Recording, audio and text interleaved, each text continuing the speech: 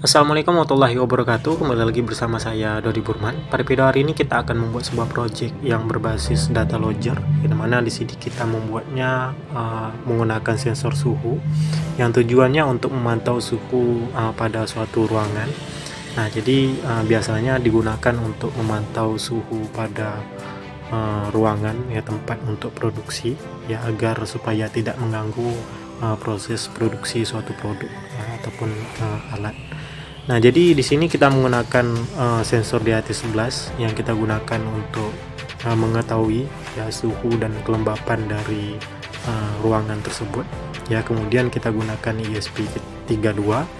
Ya, jadi ESP32 ini akan terhubung ke Google Chrome yang ada di handphone dan juga di komputer kita ya, melalui IP address ya. Jadi dia berbasis web server ya, yang akan ditampilkan berapa sekian data logger ya. Nah, baiklah, kita lanjut ke video berikut ini. Assalamualaikum warahmatullahi wabarakatuh. Kembali lagi bersama saya Dodi Burman.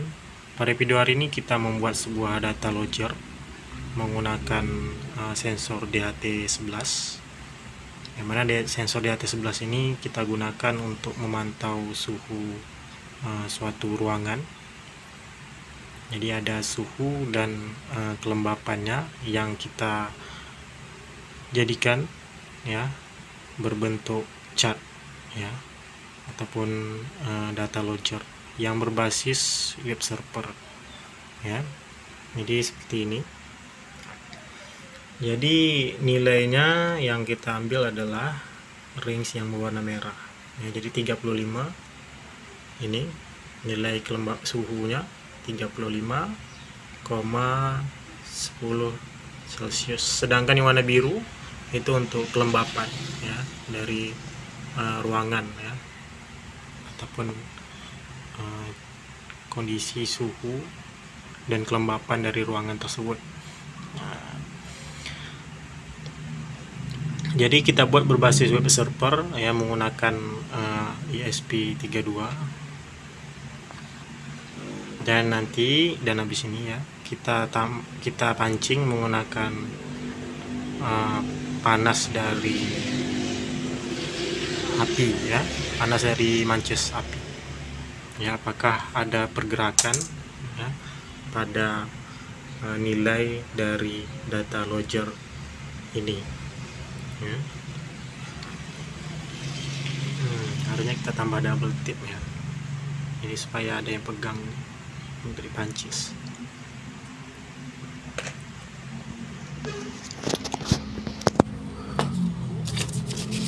Jadi ini adalah mancis yang kita pakai untuk memancing ya nilai yang ditampilkan ke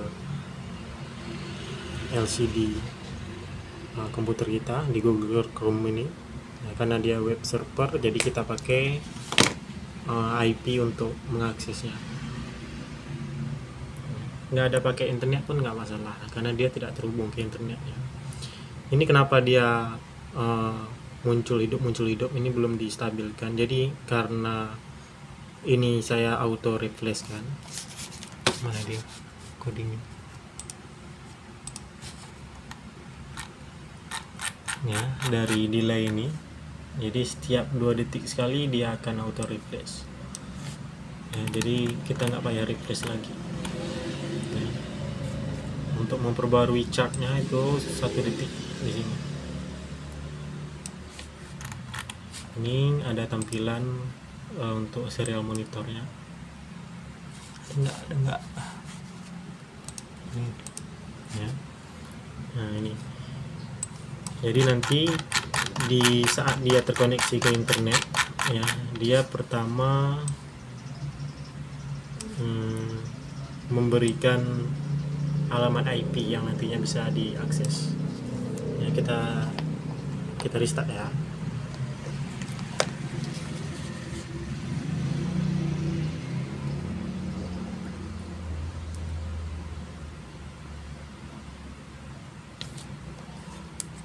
Agak lama ya, ini ya, Nah, ini adalah alamat IP-nya, lalu kita tempelkan ke Google Chrome. Nah, sekarang kita coba pancing ya menggunakan mancis. Apakah hasilnya berubah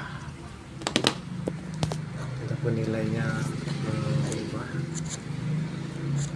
Susah pegang satu tangan ya.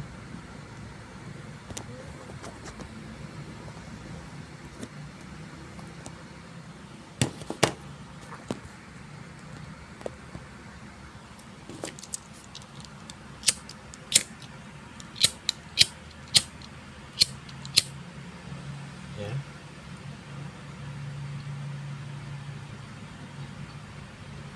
Itu nilainya 36 ya.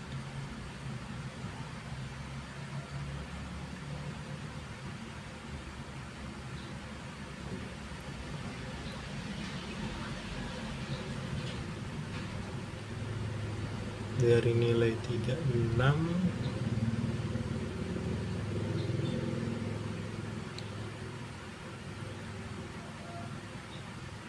sampai ke nilai 37 ya. Kalau di IDN nya cepat 37,70. Nah, jadi kita pancing lagi supaya dia naik lagi.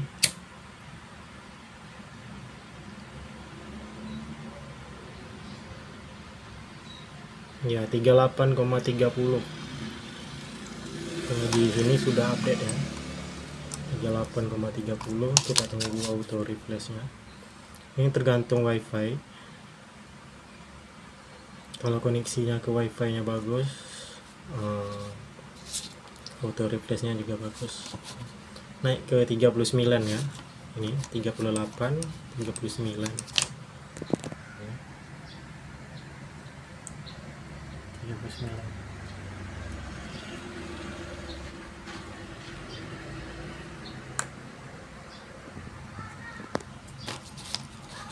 Ini grafiknya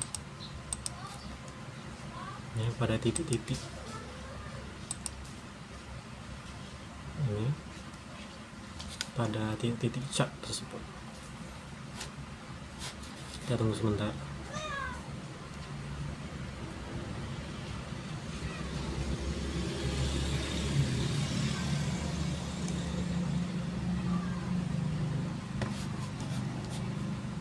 Menyangkut ya.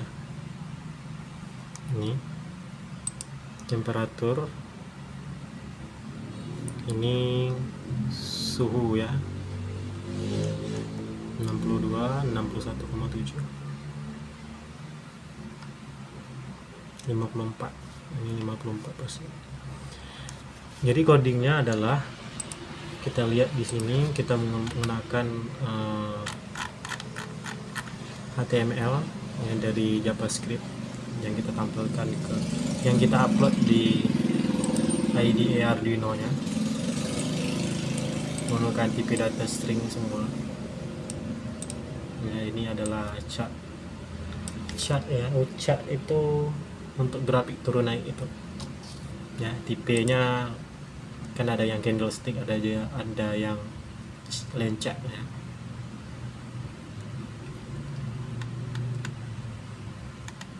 Nanti bisa di download di link deskripsi pada video di bawah ini. Nah, jadi nggak perlu menggunakan library yang web yang ESP32 web server ya, tapi langsung saja ke library ini web server. Sebenarnya tanpa ini juga bisa, tanpa ada fluid sensor ini .h ini ya, tetapi di HT11 nya agak berbeda ya. Jadi library yang kita gunakan tidak library di HT11 yang biasa ini. Saya pun lupa di library apa yang dimasukkan. Cuman saya lebih terbiasa menggunakan Adafruit.h ini sebagai library ya. Kemudian web server ya, bukan web server web 32 SSP32 web server, enggak, kita pakai yang library yang biasa. Kemudian ini pin yang kita gunakan. Ini pin yang kita gunakan ya untuk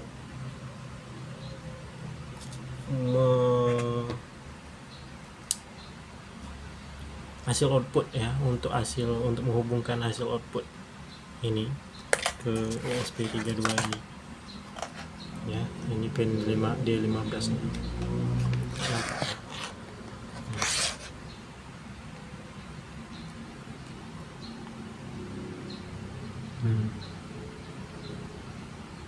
Ini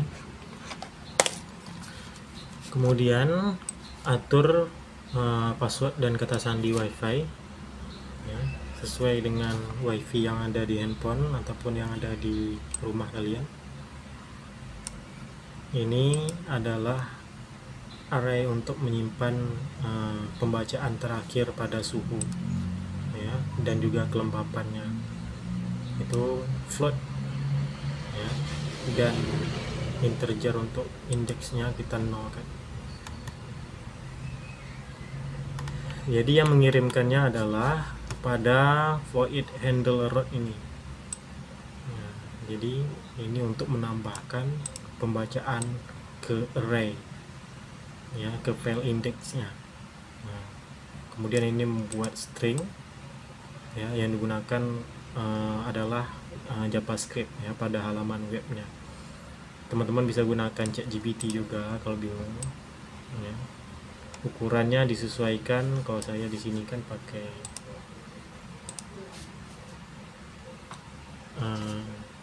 kalau long itu kan besar ya, ininya besar gitu kan, ininya tidak sesuai.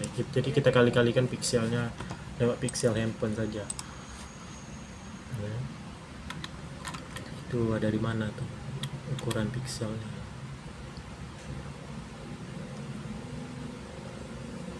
Ini kalau mana dia pikselnya?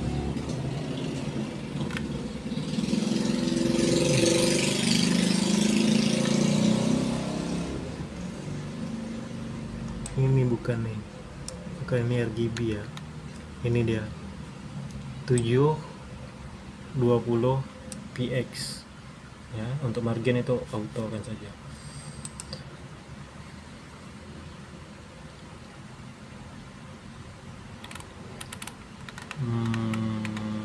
Apa lagi ini ukuran aja, ukuran label enggak, label 1 2 3 4 5 sampai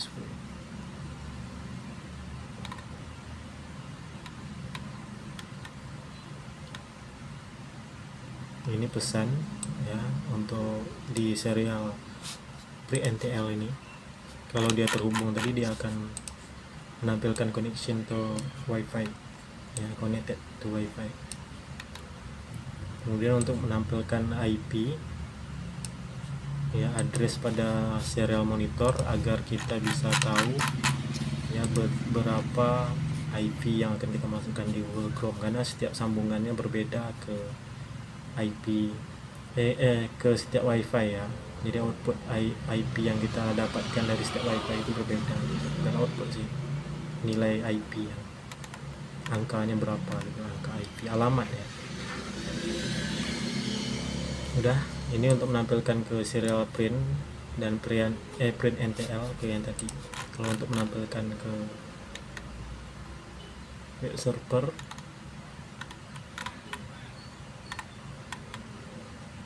cek bacaan yang valid yang ini ya. Nah baiklah, ini saja ya videonya yang bisa didemokan untuk hari ini, dan kita jumpa lagi di video selanjutnya. Silakan nanti ini dijadikan sebagai referensi. Nah, sekian, terima kasih dan sampai jumpa lagi di video selanjutnya.